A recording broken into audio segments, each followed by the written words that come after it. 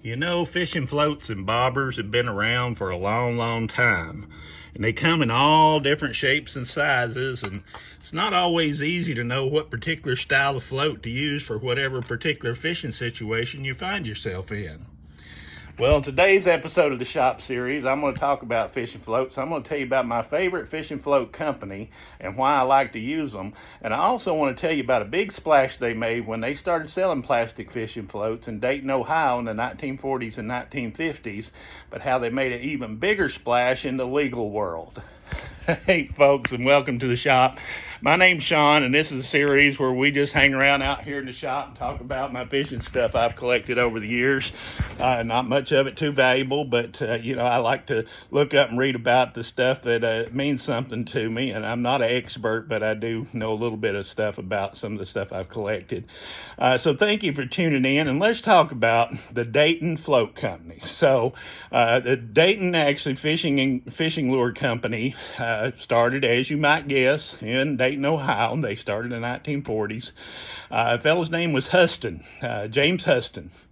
It's Huston. And so if you followed my series, you know that part of the country, that upper Ohio, Michigan, all the Midwestern area up there, was really influential in the world of creating fishing lures and fishing tackle back in the middle of the 20th century. And so Mr. Huston wanted to get in on it, as he should have, and he started making plastic fishing floats and molding them, and they got really popular, and he made some really interesting styles and designs of fishing floats. Now, fishing floats have been around for a long, long time. In fact, I think in one of my books I wrote that the first evidence is back all the way in the 1400s, the first written evidence, but I suspect they used them, even a long time before that. And so, because sometimes you need to keep your bait up off the bottom, right? That's why you use a float. Well, so plastic came along, and these folks up there in Ohio perfected the method of molding it and making some really good fishing floats. And he named his company after his town, the Dayton Company, and they started making some money. And by the time the 1950s came around, they were really well secure and selling a lot of floats. Well, as usually happens in the fishing world, we talked about this last time, there's competition comes along. And the competition in this case was the Buckeye Corporation. Now, Buckeye, Ohio, that's another Ohio company, and they were right close by there. And they figured, well, we can do that too. So they made their floats, and they looked just like the Dayton floats. Well, Mr. Huston sued them. He took them to court. And the case went all the way to trial. And so the lawyers got up there. And I'm not a lawyer, but I'm married to one. My wife's a lawyer, and I was quizzing her about this. And she told me that patent attorneys are usually engineers, that they usually start out by going to engineering school, and then they go to law school after that. And you would expect that because you've got to be pretty good at, figuring out what those patents are all about and how they make this stuff. So the engineering degree would be very helpful, and that was the case. This was in the middle of the 1950s in this particular trial. Well, the lawyers got up there and they got talking about it. And so Mr. Huston had sued for 3 different counts. One was on the design of the float, the overall shape of the float. 2 was on the internal workings of the float. And the 3rd was for unfair business competition because the floats just looked just like his. And he said people would get confused and they'd think that they were his floats, that they were the Dayton floats. Well, the lawyers for the Buckeye Corporation didn't really argue with that. They pretty much conceded the fact that, Buckeye just pretty much copied everything he had. But what their defense was that he should never have got a patent on those floats to start with. And their argument was that he didn't deserve the patent because all he did was took technology that was already in existence and repackaged it in the form of the float and started selling it. So it didn't deserve to have the patent to start with. Well, they argued about it for a while, and they finally come down to a particular feature of the Dayton float. And the Dayton attorney said, well, one of the things that makes our float so good is that they will turn over when your lure gets on the bottom. And so they were talking about that, and they couldn't figure out how to prove that. So they asked for an adjournment, and when they showed back up in court, they brought an aquarium full of water. And they got their float out, and they dropped it in, and sure enough, without any weight on the float, no lure on it or nothing, then it turned over on its side. Well, then they put some weight on it, a sinker, beneath it, and dropped that all the way down on the bottom. Well, the float just stayed on its side. Well, so then they pulled the float down closer to the sinker so that the sinker was off the bottom and the float stood straight up, just like it was supposed to. And it was a red and white float, and it's as they usually do. They have white on the top and red on the bottom. And so you could see the white, you couldn't see much red. Well, that was pretty, that was pretty significant point there, and it made an impression on the judge. But the lawyers for Buckeye said, well, now wait a minute. Can we have another recess and then come back tomorrow? We got something we want to show you. And the judge said, yeah. So they come back the next day, and they had some fishing floats all the way from back in the 1800s. And they put them back in that water tank in that aquarium, and they did exactly the same experiment. And guess what? The floats acted just exactly the same way. So they ended up throwing the case out. They said, no, you don't deserve that patent to start with, because all you did was collected a conglomeration, made a gadget. They called it a gadget. And it's really not an invention. And so Mr. Dayton lost the case. Well, he got upset about it, and he eventually sold the company not too long after that, and he sold it to the Plastilite Corporation from Omaha, Nebraska. And Plastilite still exists today, and they spun off their fishing into, they call it Rebel Fin today.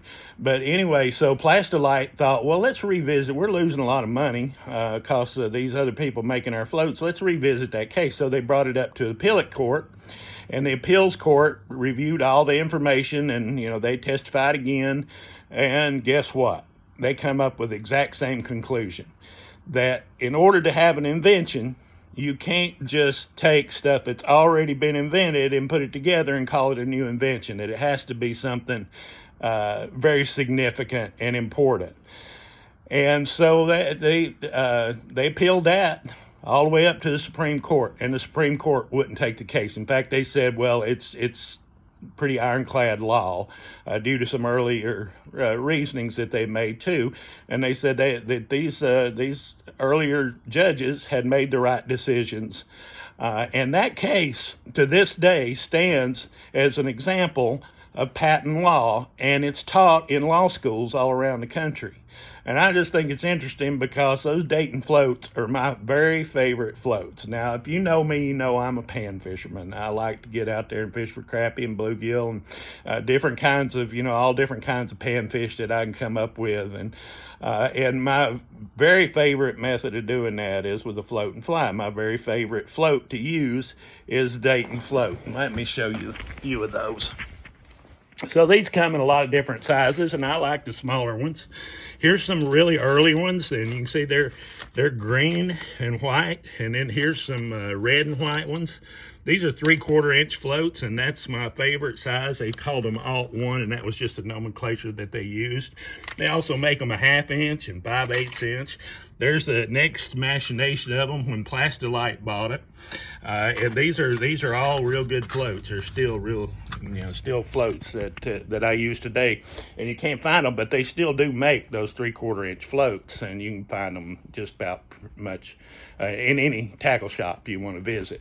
And they're good for a lot of different reasons. When people think about fishing with a float, first thing they think about is throwing out a cane pole with a worm under a float and wait until the float goes under, setting the hook, and you catch a fish. Well, what we're doing with a float and fly ain't too much different from that.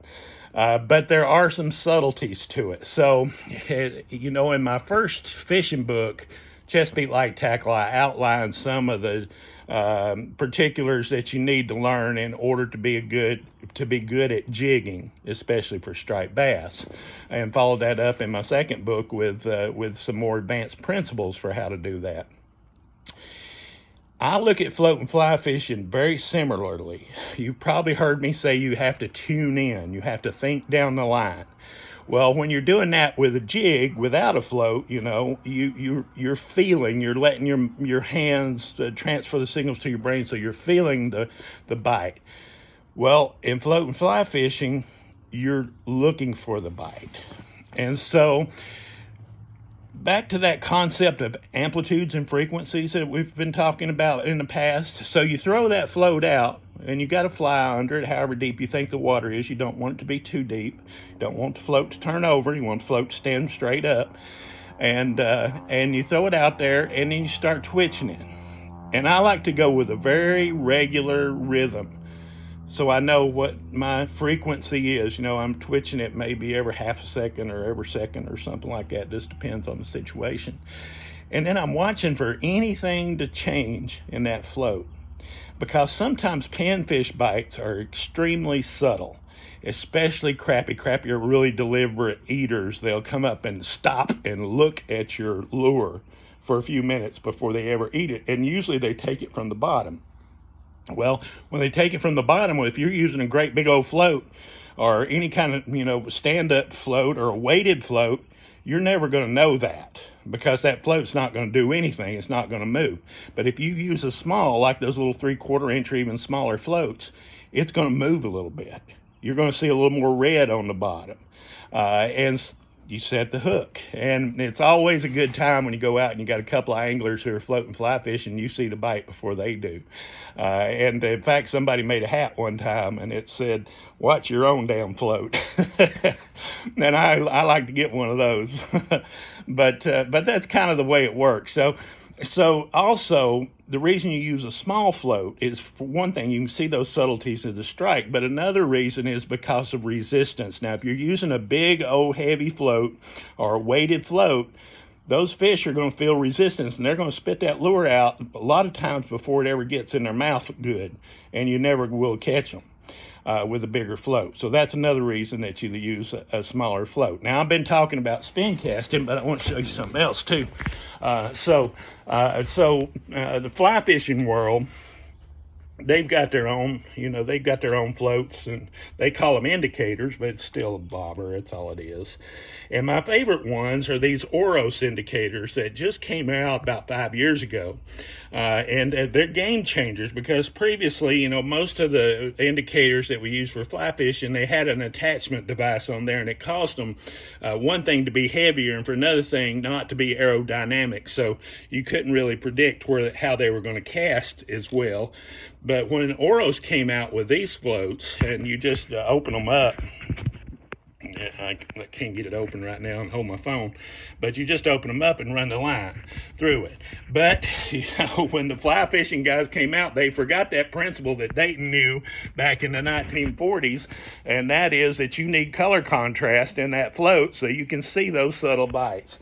Well, the way I've been solving that problem is I take these floats and they come in different colors, so I buy different colors and put like white on one side and pink on the other side, and that way, if it's a little bit different from these floats, when this is floating, when that's on the bottom, then it's going to turn over like that, and you just see one color. But when it's standing straight up, you see both colors.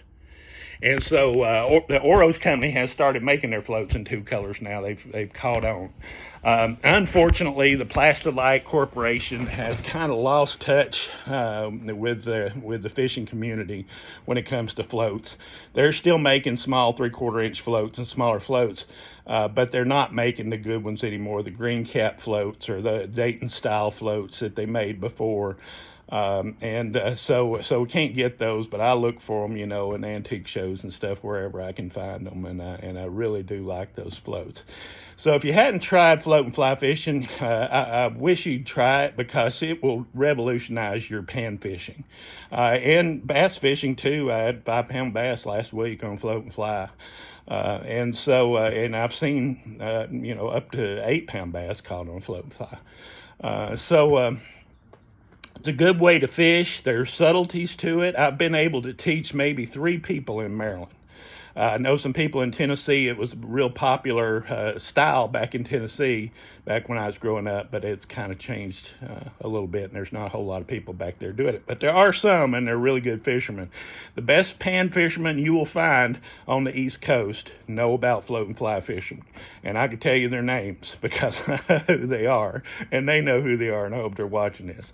But thank you for tuning in to the shop, folks. If I'm going to take a break for a couple of weeks. I got some traveling to do. My granddaughter's graduating from high school, and so I'm going to take a break here. But I hope you go back and watch some of my previous episodes if you haven't watched them already. We've had over 50,000 views when you count social media views of my clips for this series. So thank you for tuning in. If you hadn't subscribed yet, just hit that red button down there in the corner, and it'll subscribe you, and that way you won't miss anything. And I sure appreciate your likes and your shares and your comments. And if you got any questions, send them my way. Thanks for tuning in, and I'll see you next time.